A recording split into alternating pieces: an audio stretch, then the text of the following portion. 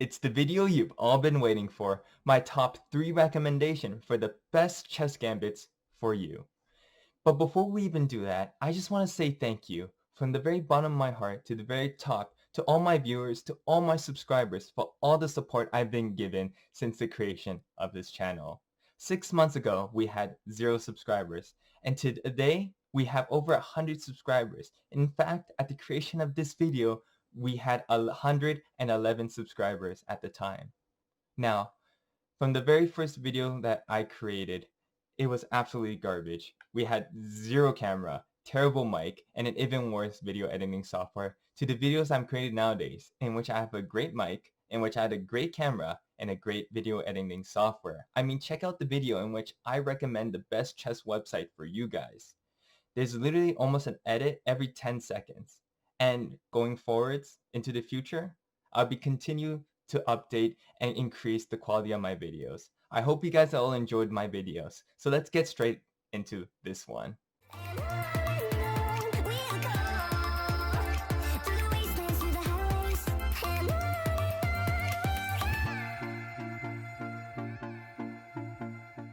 We far surpassed the number of likes I wanted for this video. So the first gambit I want to show you guys is the Latvian Gambit.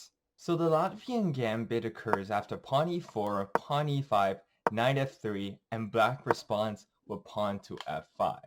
Now here's a quick disclaimer for you guys. Out of the 3 gambits I'll be showing you guys today, this one is probably the most unsound of the 3. And the reason why this is the case is because whenever you're playing a gambit for black, generally it's a lot harder because you're already down to tempo, and the point of gambits is to gain tempo. So if you're already down one, that's an issue if you want to sacrifice material. Now, in case you guys didn't watch my previous video, this one is essentially a backwards king's gambit, in which we play the f-pawn forwards, hoping our opponent captures away from the center so we can control the center with ease. Now in this situation here, it's a little bit different because not only can our opponent capture here, but they can also capture our pawn at e5. So we have to prepare against both of these. So after pawn to f5, our opponent has a lot of different responses. But for the most part, what we're going to try to do is try to get as much development as possible, as much space in the center as possible with this gambit. For example, if our opponent captures here, what we can do is we can play pawn e5, we can play knight c6. Both of these moves do very well in attacking the center, with moves like pawn d5 coming in later to recapture the pawn on f5. If we're playing against a low-rated player, a player who doesn't quite understand what they're doing, if they just try to develop after a move like knight c6, and they play knight c3 and we get pawn d5, already this position is already quite good for us because we got our center, and our opponents, well, he doesn't even have the extra pawn because we're capturing back. And after seeing a position like this has to be better for black. Now, what do we do if our opponent decides to capture on e5 instead? Now, there's a lot of different options we can play here. We can play knight c6, we can play knight f6, but the move I recommend is playing queen f6, because this can create a lot of issues and might cause our opponent to accidentally make a mistake. Remember, we're not playing against computers, we're not playing against Magnus Carlsen. The opponents we're playing against probably haven't seen this opening before, because it's not very good, but if they haven't seen this before, they're very prone to messing up. So in this position, the 2 main moves are knight c4 and pawn d4. And the reason why is if he plays knight here or knight there, you capture this pawn with tempo, and all of a sudden we have space, we gained our pawn back, and we have massive development coming up. There's nothing our opponent can do to basically stop the onslaught that will be coming in. We even have an open f-file for the future when we castle kingside to attack our opponent's king. But what do we do after a move like pawn d4? The move that I would recommend here is just a very simple pawn d6. Chase that knight away. No matter where it goes, if it goes here, here, or here, you just capture the pawn e4, you get your pawn back, you have a center, and you just have to play this one out. You'll play moves like pawn d5 in the future, you'll play moves like queen g6, knight f6, you probably get a bishop to d6, and you will use your space advantage on the king side to attack your opponent's king and make sure your opponent can't safely castle on the king side. So like all openings, the Latvian Gambit is very, very, very complex, and you need to study yourself the lines to help you familiarize this if you want to be playing this in your own tournaments, in your own clubs, and stuff like that. There's a video that I highly recommend you guys watch. If you guys haven't watched already on the Latvian Gambit, it's by the chess website. You can see it. I'll post it in the link over here, and I'll try to link it up there as well for you guys so you can get the full overview of this opening. Gambit 2, the Budapest Gambit. This gambit I will always hold dear to my heart, as it is the gambit that I used to defeat my first National Master opponent when I was only maybe 1600, 1700 rated. I'm happy to say that I still use this opening from time to time, and it is an opening I highly recommend you play. So how do you play this opening? Well, after pawn d4, knight f6, and the most common move here, which is pawn c4, what we can do is play pawn e5. Now, unlike the other openings that I've shown you so far, these gambits in which we sacrifice a side pawn so we can gain space in the center, this opening, we sacrifice a pawn in the center not for development, but just for an easy game to play. And this is something that is very important for especially beginner and intermediate players who aren't too sure how to create a plan or how to win a drawn game. This is an extremely good opening for you guys because here after white captures, which is the only move for white to actually play for an advantage, black's entire plan is to win this e5 pawn back. And that's all you will be focusing on the next 5 to 10 moves. So after this, we just play knight here. We say, I want to capture my pawn back.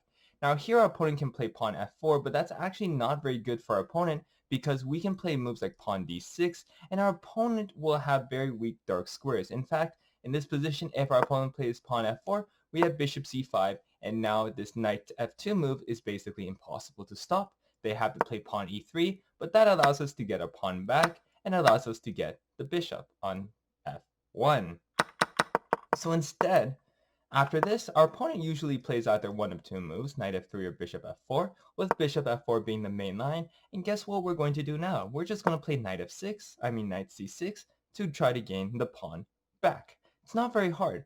All of black's efforts will be trying to get the pawn back, and white will eventually have to give it back to us.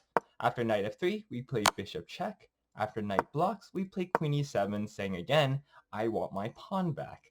After pawn e3, we captured back, and we actually have a very good game to play here because we don't have any weaknesses on the black side. Like literally none of our pawns move, which means that they cannot be weaknesses. We aren't down a pawn anymore, and in fact our opponent is the one with some weaknesses on c4 and e3 that we can try to attack in the future. So if you're a beginner / intermediate player who is often confused about what to do in the middle game / opening, this is a strong opening for you, especially if you want to get to the higher levels eventually, because this is not an opening in which you just basically show off your theoretical skills. Basically, I memorized these 10,000 variations and I beat my opponent. No, if you're able to beat your opponent in these variations, this just shows that you have a lot of skill, you're a very positional player. But that's not to say that this opening doesn't have its own tricks. For example, what you can do after a move like bishop e2, and after you play castle and he castles, you have this tricky idea, pawn a5, in which what you're going to do after something like captures, and I don't know, pawn, and I don't know, b3, we can play rook a6 with an idea, and I hope you guys can see it. We're just going to bring the rook to one of these three squares and suddenly attack our opponent. It's unexpected because in what position do you just see a rook lift like this, right? It's not very common, but it is an idea in these positions, and you can have lots and lots of fun with these variations. If you guys want a separate video in which I can talk about the Budapest Gambit, tell me in the comments below, and I will make sure to get that video out for you guys as soon as I can. Now, let's get on to the third gambit. Gambit 3, the Bankos Gambit. Like the Budapest Gambit, this is actually an opening that I still play in my tournaments from time to time. This is an opening that is, again, a very positional opening like the Budapest Gambit, in which we sacrifice pawns not so we can gain tempo, so we can gain initiative, so we can bing bang bong our opponent. No, what this opening is trying to do is basically open up files on the queen side so we can attack our opponent's weak pawns. Again, this is an opening that Magnus Carlsen actually played back in the day. In fact, he still plays it nowadays.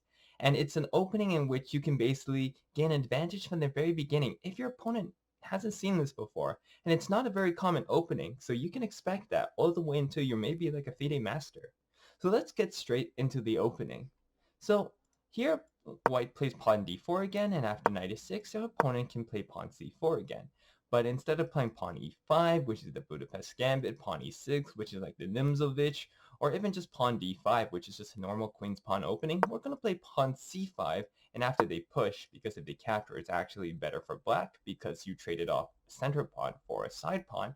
What we do now is play pawn b5 and tell our opponent, hey, come take my side pawn. And when they do, we play pawn a6, we ask them to take again, and here we can capture back with a bishop, or we can play pawn g6. And what we're trying to do is we're trying to go for this dragon-like setup in which we have this super duper strong bishop on g7, and we will have a super duper strong bishop on a6 as well. The point of this opening is simple. We're going to get two rooks on this file, we're going to attack the a and b pawns, and we're going to attack this d5 pawn, which no longer has his buddy on c4 protecting him. So this is again a very positional opening. After a move like knight c3, bishop takes a6, after pawn e4, and we capture pawn d6. These moves are very, very simple for you to remember as black, right? Because all you have to do is just play moves that are normal, right? Now white has some weird moves, like they have to play pawn g3, king g2, and if they don't, their king is in a weird position. And all we have to do is develop our pieces on probably what is the most common moves, right? And after something like bishop d2, we can move something like queen a5, and after something like rook, I don't know, queen c2, we play rook f8. This is generally the setup we want to do, in which we have the two pillars on the A and B file over here, the two rooks.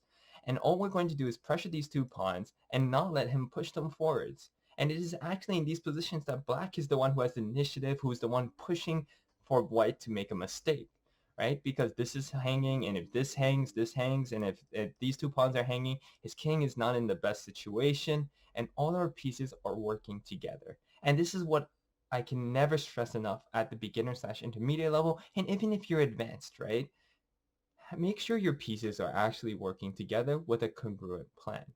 Now here, there's a lot of different plans you can make. I've seen a lot of people play knight here, knight there, try to trade off this knight for this knight so the e4 pawn is weaker, so we can also open up this bishop. I've seen people play knight here to trade off this knight, so this knight can come here to go to c4 to pressure this and this.